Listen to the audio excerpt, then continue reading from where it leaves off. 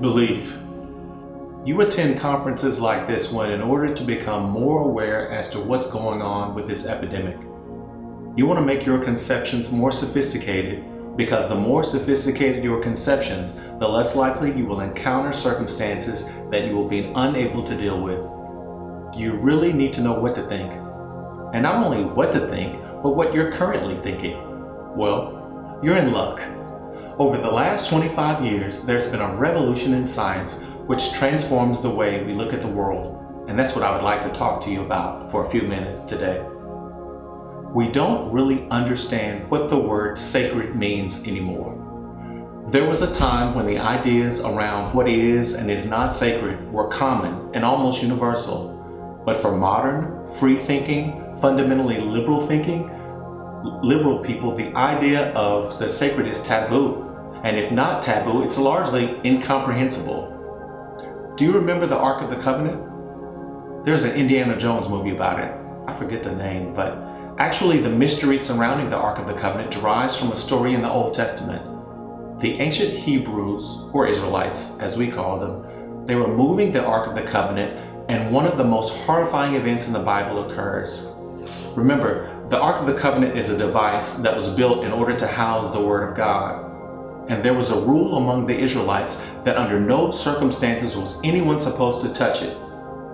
Well, one day, the bearers of the Ark of the Covenant are carrying this Ark from one place to another, and one of the men trips.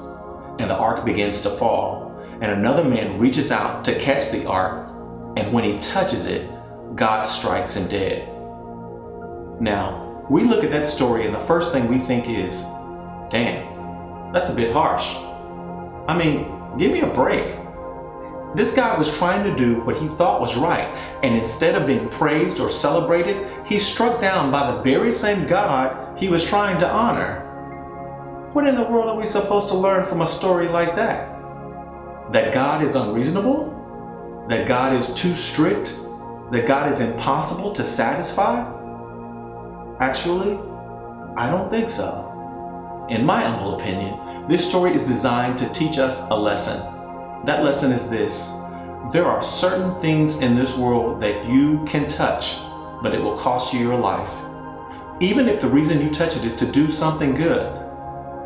This awareness that there are certain things that can be touched and those that can't, that's belief. Now, most people get confused when it comes to belief. Some people think, how can I believe in something that I don't know is there? How can I believe in it if I can't see it? I don't even know who or what it is. Well, actually, certainty is not required. You don't have to know who or what God or the sacred is in order to have belief. Belief just means that even if you don't know what it is, you know there's something out there outside of you that's bigger than you. Our modern Western culture has really messed this up for us. Indigenous cultures, first cultures, including Africans and Native Americans, have absolutely no problem believing in something they can't define. But here and now, we think that's asking too much. But actually, to live in this world without belief is a fate far worse than death. To think that everything that happens is random, that creation is directionless, that life has no meaning, that there is actually no good or true or just standard in this world other than whatever the powers that be say it is, that's far worse than what belief requires. I say this: if you decide you want to believe in something, experiment. You don't have to be certain. In fact, you never will be. Try a belief on for size, like a jacket in Burlington Coat Factory. If it fits where you are at the moment, wear it. If not, try another one on. And then, even if it fits right now, the day may come when, as you experience more of life, that belief you tried on no longer works for you.